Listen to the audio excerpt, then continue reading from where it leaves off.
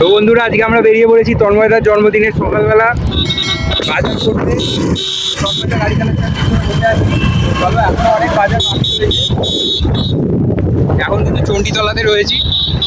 তো আজকে ছিল তন্ময়দার জন্মদিন, তো তোমাদের একটু আগেই বললাম। তো প্রথমে কিন্তু আমরা চলে এসেছি একদম এখানে দেখতে পাচ্ছ চিকেন স্টোরে চলে এসেছি। এখন 6:30 বাজে, সকাল অনেক সকালে চলে এসেছিলাম। তো এখান থেকে আমরা 3 কিলোর মতো মাংস এখান থেকে কিনে নিলাম। তো মাংসের দোকানে টাকা দিয়ে এবারে আমরা যাব নেক্সট দোকানে।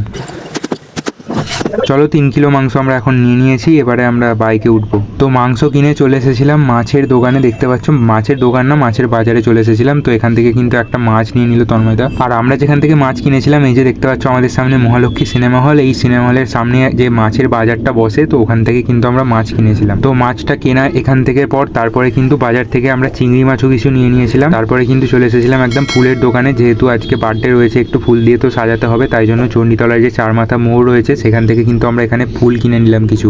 তো ফুল এখানে কিন্তু অনেক রকমের ছিল, গোলাপ ফুল থেকে শুরু করে সমস্ত রকম ঘর সাজানোর ফুলও ছিল। তো আমি ফুলগুলো একটু তোমাদের দেখাই, আর তারপরে কিন্তু আমরা এখানে কিছু ফুল নিয়ে নিই। তো ফুল নিয়ে গাড়িতে উঠে আমরা এবার চলে যাই মিষ্টির দোকান। তো মিষ্টির দোকানে যেহেতু অনেক সকালে চলে এসেছি, মিষ্টি কিন্তু এখানে ভালোভাবে সাজায়নি। তো আমরা এখান থেকে কিছু মিষ্টি নিয়ে তারপর কিন্তু লজেন্স নিয়ে নিলাম, যেহেতু বাচ্চাদের দেওয়া হবে আজকে, যেহেতু জন্মদিনের ব্যাপার। তো তারপর বাড়ি এসে তোমাদের একটু মাছগুলো খুলে দেখাই। দেখতে পাচ্ছ এখানে কিন্তু মাংস, চিংড়ি মাছ আর একটা মাছ রয়েছে। আর আজকে কিন্তু আমরা অনেকগুলো মন্দিরেও যাবো একটু পরে, সেই ব্লগটা কিন্তু তোমাদের সামনে আসবে। এই ব্লগটা এখানে এন্ড করলাম। ব্লগটা যখন এতদূর দেখছো, ফেসবুক থেকে দেখলে কিন্তু ফলো করে দাও, ইউটিউব থেকে দেখলে সাবস্ক্রাইব করে দাও, ইনস্টাগ্রাম থেকে দেখলে ফলো করে দাও। Thank you.